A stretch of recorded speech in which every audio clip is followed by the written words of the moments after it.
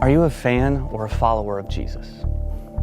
Now listen, I didn't ask if you grew up putting on your Sunday best and going to church every weekend. I didn't ask if you learned the Bible stories at a young age. I didn't ask if you followed all the rules and were good little boys and girls. I asked if you were a fan or a follower. A fan of Jesus is simply defined as an enthusiastic admirer of Jesus. So a fan goes to church and cheers for Jesus. A fan may never miss a youth meeting. A fan may quote a prayer. A fan may act out the parts that they're expected to play around certain people. But here, I think, is the question that separates fans from followers. Is any of it real? Are you a follower of Jesus, or are you just pretending at this? I mean, maybe your parents don't see it, maybe your friends don't know it, maybe you've been putting on the act for so long, you've even fooled yourself. In Matthew 25, Jesus spoke of people who seemed really religious, but he says that everything they do is for people to see. In other words, their faith is a big show. It's just a performance. Jesus said, "They honor me with their lips, but their hearts are far from me." What people see on the outside doesn't reflect who that person is on the inside. And that's the life of a fan. Fans will sit at the lunch table and bow their heads to pray, but they're not really praying. They're just doing it in case someone else is watching. Fans won't go to certain movies at the theater, but they have no problem watching those same movies online at home when no one else is around. Fans go to the party on Saturday and show up to church on Sunday a little bit hungover. Fans open the Bible app on their phone and then read along while the sermon is taking place, and then later use that same phone to watch porn. Fans spend several hours staring at themselves in the mirror, making sure they look just right on the outside, but they can't seem to find 10 minutes to examine who they are on the inside. Fans' primary concern is what other people think. Fans are listening to this right now, and they think I'm describing someone else. They've worn the mask for so long that they've even fooled themselves.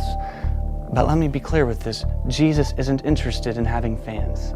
He wants followers. Followers whose hearts are completely committed to Him. What He wants is something real. Growing up, I can't remember any time whenever I wasn't in the church. I pretty much was there anytime the doors were open. My mom and dad both grew up in very religious families. Whenever I was 8 was whenever I walked the aisle and prayed the quote-unquote prayer of salvation and got baptized the next Sunday.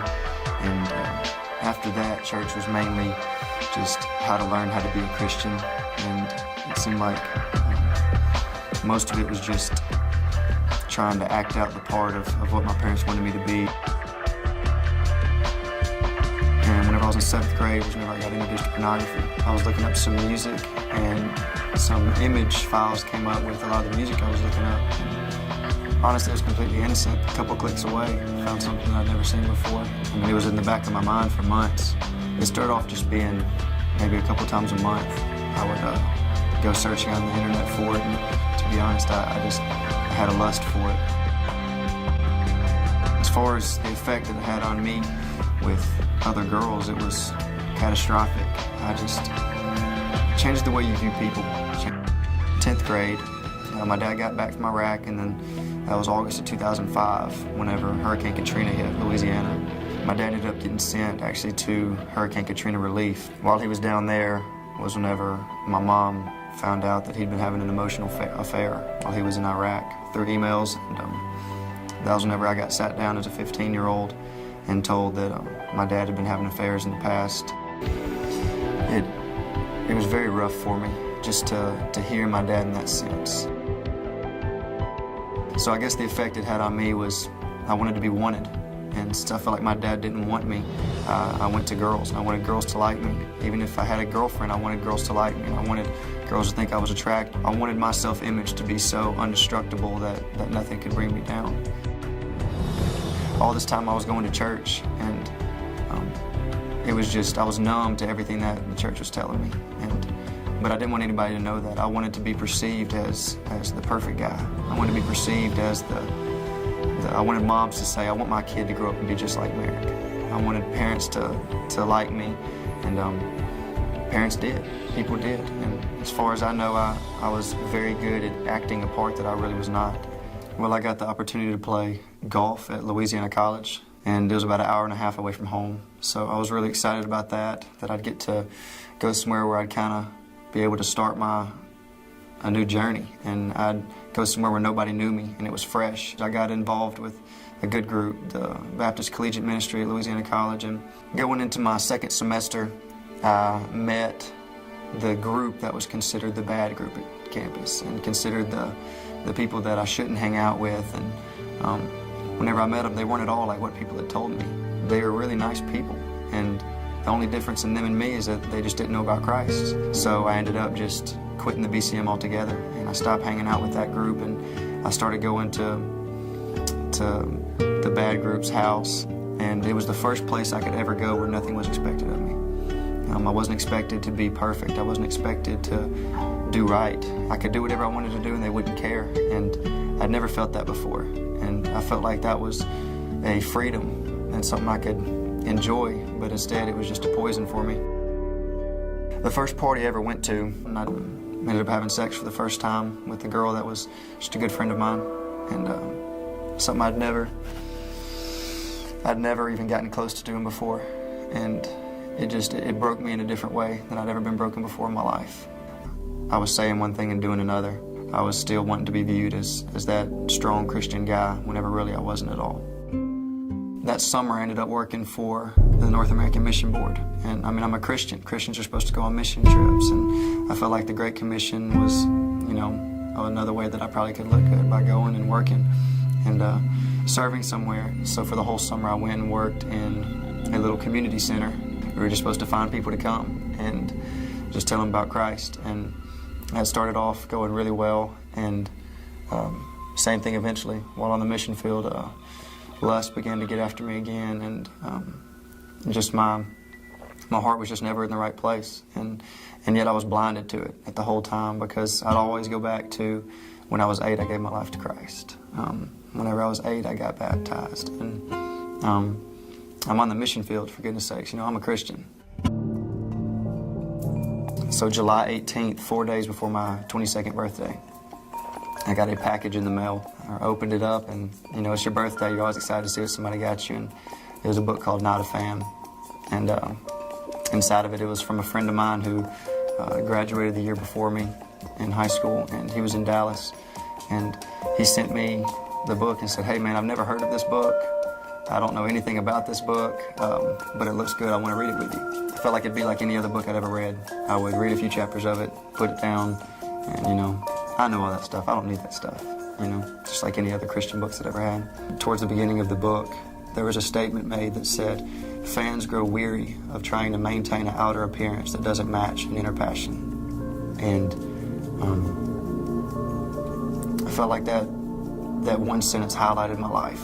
After that, it was just, it depicted a story of Christ in a way I'd never heard it before, and how Jesus he wasn't impressed by multitudes. He wasn't impressed by crowds. He wasn't impressed by how many people he could get to come after him. He was impressed with the dedication. He wanted the commitment. He wanted I'm going to follow you. I'm not going to wait. I'm going to follow you right now. And I'd never heard it told like that before. And it talked about in Matthew 7:20-23, where many will say on that day, "Lord, Lord," but only the people that do the will of the Father will enter the kingdom of heaven. And it pierced me in a way I'd never felt before. And just to hear it say that saying Jesus Christ is Lord means nothing, but doing the will of the Father is what gets you here. Doing the will of the Father, it means you're true, you're genuine. It even goes on to say that you would do many mighty works in my name, but you were not a follower of me. It just hit me like a ton of bricks. I was merely someone who just wanted to proclaim his name and do what I wanted to do. Someone who used him as a means to look good. Someone who grew up in a family that had always been to church, but that didn't all make me a Christian. I was actually taking a shower that morning, right after I read chapter 8, and just feeling the weight of all my sin and everything that I tried to bear on my own back for so long. I fell to my knees literally in the shower and just started crying. and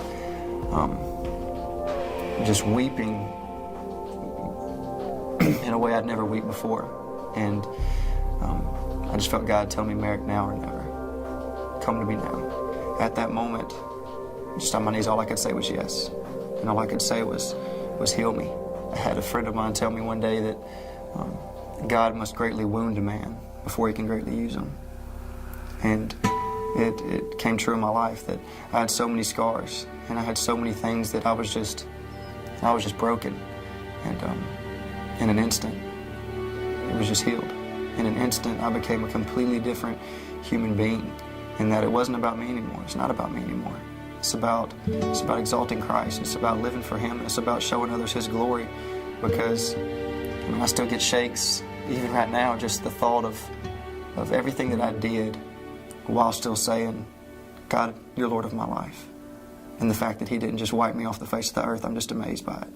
And the fact that He gave me a chance to come to Him. Well, after that day, my life was radically changed in that my heart was just different. I mean, lust is still the same today and tomorrow, but it had a different picture with God being the Lord of my life. And even though I'd been looking at pornography the whole summer, at that moment, it became a completely different sin to me. It became a completely different thing. I still now, to this day, I have probably 400 songs now in my iPod, and maybe 5 of them are secular. I mean, I have a different conviction of just the movies I watch, in that I'm not just going to protect my eyes from pornography. I'm going to protect my eyes from what I see on TV. I'm going to protect my eyes from what I view anytime, because, I mean, God convicts me in a different way now. It's the most amazing thing that's ever happened to me, because I finally feel clean. I finally feel pure. And even though I have so many wounds from my past, God has healed me and completely restored my relationship in every single way.